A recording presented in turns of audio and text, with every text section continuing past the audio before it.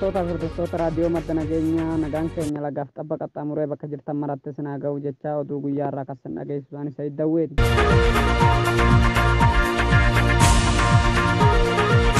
Guyyaa irraa walloo aanaa baateetti lolli hidhattoota naannoo Affaari uummata Oromoo irratti baname lubbuu namaa galaafate. Bakki lolli kun itti ta'e ganda Coqortii jedhamurraa Raddaa Kaarraa jedhamurratti hidhattoonni naannoo Affaar kun uummata nagaa irratti qawwee gurguddaadhaan lolaa oolan. Lola guyyaa har'aa kanaan namni 2 yoo madaa'u namni 1 wareegamee jira. Maqaan warra madaa'es Adam Ibraahim, Adam Said kan jedhaman yoo ta'u kan wareegame ammoo Adam Wandimmuu jedhamu. Rabbiin rahmataa godhuuf maatii fi firoottan isaaf jajjabina hawwina.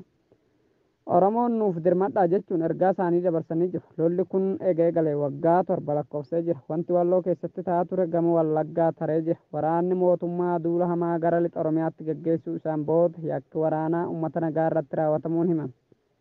Waraanni bobbaa gara lixaa taasise kunneen humnoota gosa 3 jedhame. Isaanis Liyyuu Haayilii Amaaraa, Raayyaa Ittisa Biyyaa fi Waaltaa Humna Addaa Oromiyaa waliin yoo ta'u, waraanni kunneen akkuma gara Wallaggaa baha giddaa ayyaanaatti imalanii manneen uummata gubuuf uummata nagaa ajjeesuu isaanii gabaasan. Haala kanaan edda halkan Wallagga baha giddaa ayyaanaa fi bulchiinsa magaalaa Angaar keessatti waraanni humnaa fi PP naannoo Amaaraa manneen uummata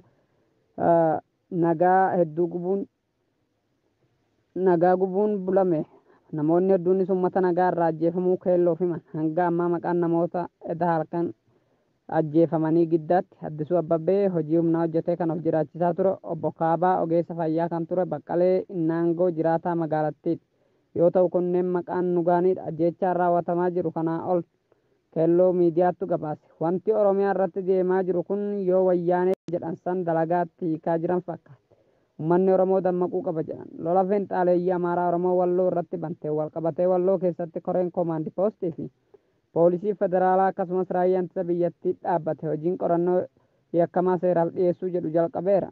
Qe'ee namoota lola nurratti bananii akka rabbiitti sodaataa qe'ee Oromoo keessa deemanii qorannoo gaggeessaa jiru. Uummanni keenya akkuma dura isiniif gabaasaa turre of eeggannoo godhuu qabdu. Iccitii keessan qabadhaa. Ani akkan godheen eenyuuf hin odeessin kan jedhu ergaan darbee jira. Qaamni kamuu yeroo qeerroo keenya kan qabu ta'e bakka jirtan ol sagalee walii kaasuun sochiin kamuu qe'ee kan kee keessatti akka godhamne karaatti cufu bakka kamuu yoo jiraattan waliif hadooduu miileffadhaa ergaan jedhus dabalataan darbee jira. Guyyaa kaleessaa namoonni 3 aanaa Jiillee Dhumuugaa magaalaa Makkannaa keessatti Liyyuu Amaaraatiin qabamanii mana hidhaa magaalaa Makkannaa keessatti akka hidhaman maddeen keenya madda nageenyaatti himan. Namoonni qabaman kunniis Ibraahim Hasan, Abduu Umar Hasan, Sultaan Ammee mootii qabamuu ijoollee kanaati. Raayyaan ittisa biyyatti bilbilanii yeroo gaafatan ijoollee gadhiifne jechuun sobanii ijoollee mana hidhaa keessatti oolchanii erga doorsisanii booda gadhiisan. Guyyuma kaleessaa san ijoollee Oromoo 70 ta'an kan Suudi Arabiyaa irraa galtu Finfinnee irraa baasa yaabbatanii osoo gama Walloo deemaa jiranii Shawaroobii keessatti Finxaaleeyyiin Amaaraa kun baasa dhaabanii ijoollee afaan Oromoo dubbattu qofaa adda baasanii erga doorsisanii booda baasa isaan itti deeman jala deemuun konkolaataa biratti fe'amanii akka gama kamisee seenan maddeen keenya dabalataan madda nageenyaatti himan. Jiraattonni aanaa Jiillee Dhumuugaa lolli godina keenya keessatti taa'amaa ture bu'aa daldala siyaasaa ta'edhaan. Mootummaan Itoophiyaa PP'n akka uummanni isaan jibbee jiru waan sirriitti hubataniif filannoo kanarratti akka uummanni Walloo paartii qaama mootummaa PP filatuuf haala siyaasaa ofii mijeeffachuuf ta'e jedhe karaa Liyyuu Haayilii Amaaraatiin akka lolli eegalamu godhe.